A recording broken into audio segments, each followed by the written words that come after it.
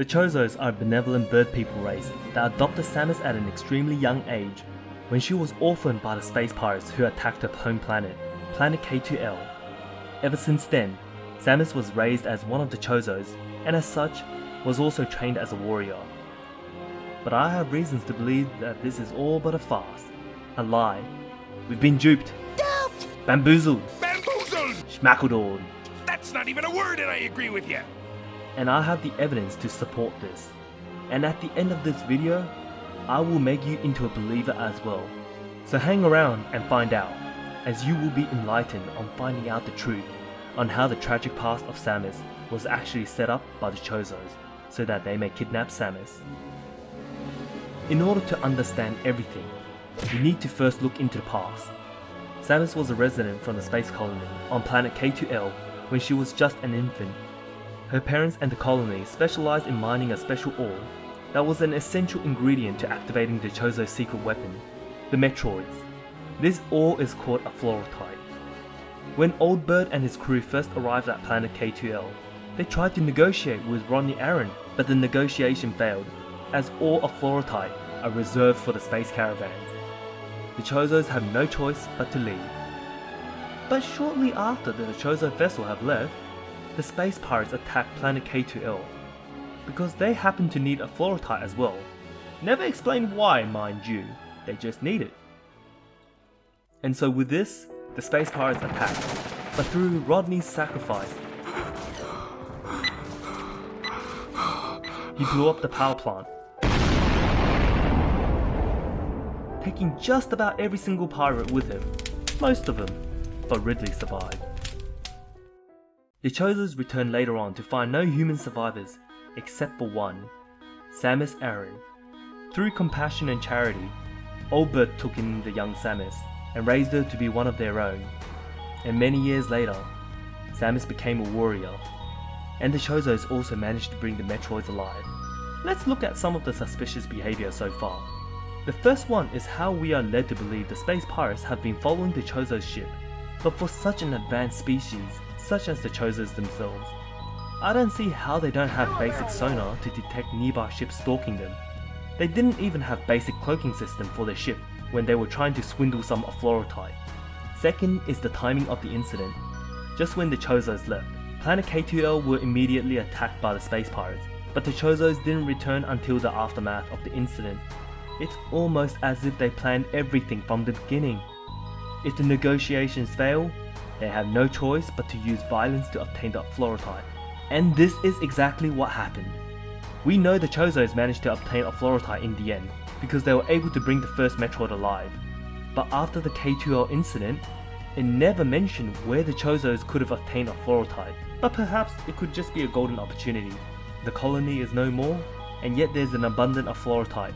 Who wouldn't take advantage of the situation?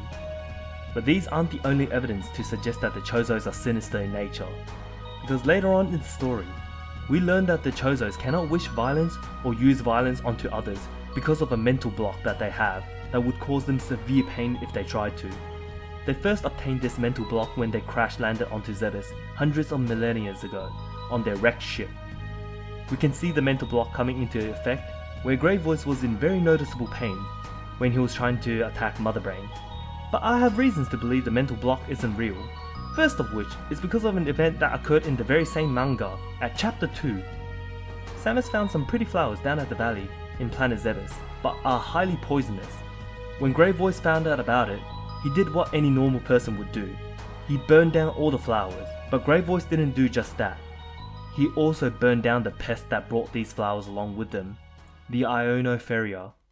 If they have the mental block that stops the Chozos from using violence, why does Grey Voice look so perfectly normal when he was wishing harm onto the Ionoferias? The only time we witness the mental pain is the aforementioned fight between Grey Voice and Mother Brain, which just so happens that Samus wasn't there in person to witness it. Another reason I believe the mental block isn't real is because of this guy. Ravenbeak and his gang were originally from Zebes as well. We can see this depicted on the fresco in planet ZDR. So why do the Thohars have a mental block, but not the Morkans? Speaking of Morkans and Ravenbeak, how did Grey Voice and Old Bird manage to get Ravenbeak to donate his genes to Samus? I'm sure the Thohars didn't know Ravenbeak was evil, and would commit genocide on the Chozos. But I'm also very sure Ravenbeak wasn't exactly a lovely fellow to talk to either.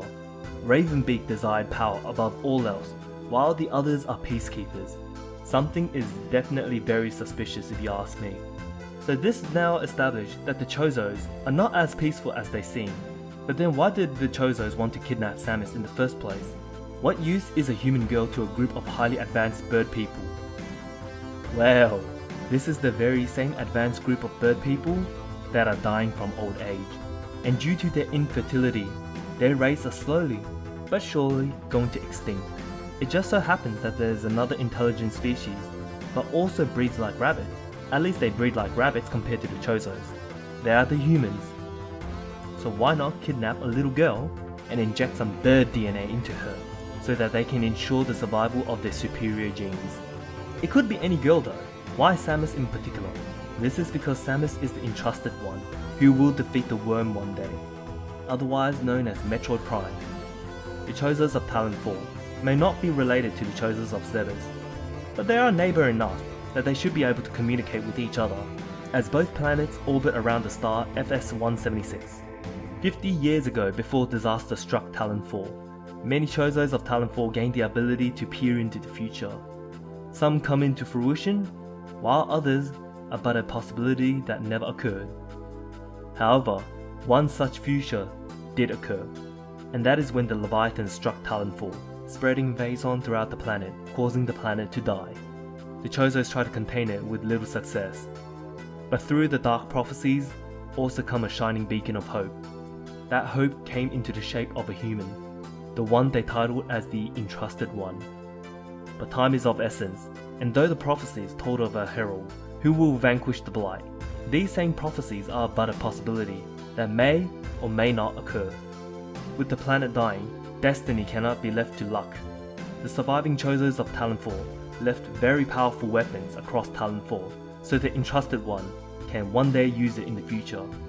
Chozo technology was left behind for a human who shouldn't be able to have the capabilities to use such tools.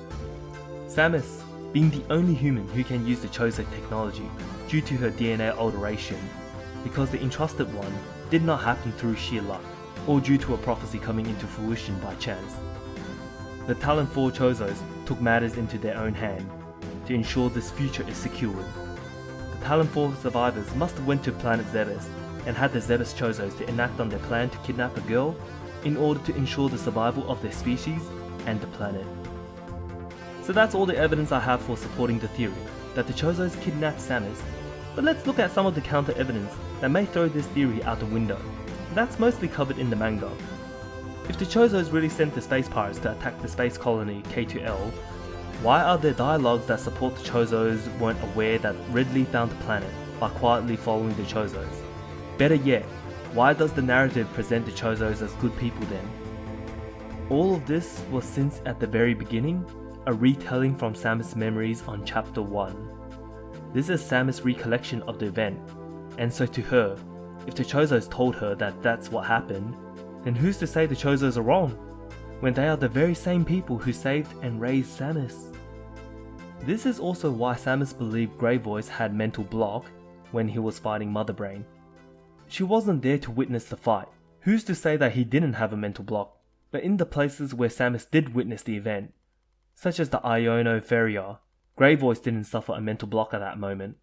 This part is true to her memories. Another counter evidence is why the Chozos raised Samus to be a good person if they are forces of evil. I don't necessarily think they are evil. They are too focused on their goals that they will take actions that are morally questionable just to achieve peace. They are still trying to get rid of the ex-parasites, and they are still trying to get rid of the Phazon. But in order to get rid of these evils, sacrifices need to be made. Someone has to pull the trigger, and the Chozos will do it if they have to.